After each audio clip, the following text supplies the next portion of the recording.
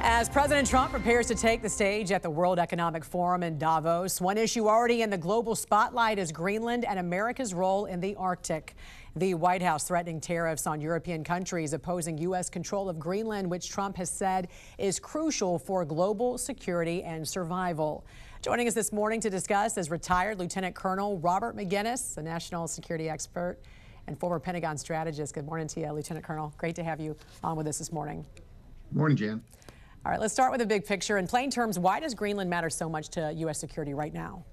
Well, the national security strategy the president published last month basically talks about a 21st century Monroe doctrine that has much more to do with actual security from the northern flank than it does in the southern flank. We took, Maduro and put Venezuela on the map here recently because of, in part because of the Chinese influence, the Iranian influence. Well, to the north, we've long had a problem with access to our front door, basically through the Arctic, because old Soviet bombers and missiles could easily access, across the pole. And so we have to have an early warning mechanism up there. And Greenland is an integral part of that open door policy that we have to, shut. And so the president is resilient on this. He's not going to go back. He's going to stick to his guns on this issue. And we have to make it very clear to our allies and adversaries alike.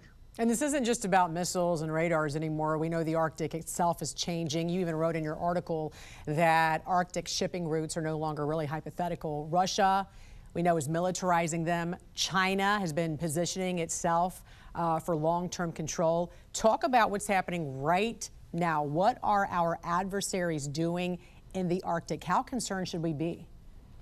Well, I spent many years in the Arctic, especially facing the Cold War, Russians, the Soviet Union, and they had massive bases. Well, they've reconstructed those bases, air bases and the like. The Chinese, interestingly, which is not an Arctic nation, has started to put together ports and infrastructure. They've even mapped the floor of the Arctic region. So the Chinese are very insistent upon having access and using that, in a very large geographic area along with the Russians. And so there will be a vacuum created if we allow that to be occupied by the Russians and the Chinese. We have to, really answer that in part, not just from Alaska, but also from Greenland and northern Canada. Otherwise, we're incredibly vulnerable.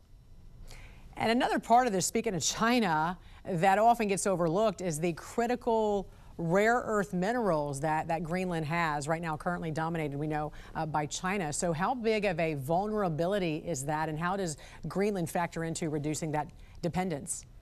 Well, your iPhone, sophisticated weapons, all this high-tech stuff we put in outer space depends upon, to a large degree, on rare earth minerals. And, the Chinese dominate the world's market. They not only mine it, but they process it and they sell it to us. And so to have access, much like Eastern Ukraine, to rare earth minerals, we need Greenland. Greenland has not only rare earth, but also uranium, which of course we're becoming more dependent upon for nuclear reactors.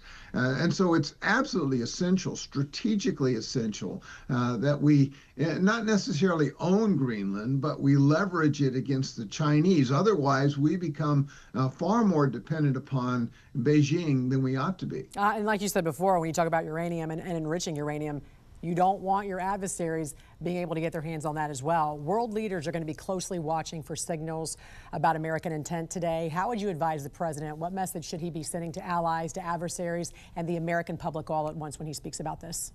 Well, when he talks about this is about security and access, we need to cooperate with our allies. And at the same time, the president needs to tell the Chinese and the Russians that we're not going to give you a back door to North America. You're going to pay a heavy price if you insist upon that. And then to the American public. This is not another war in Afghanistan or Iraq.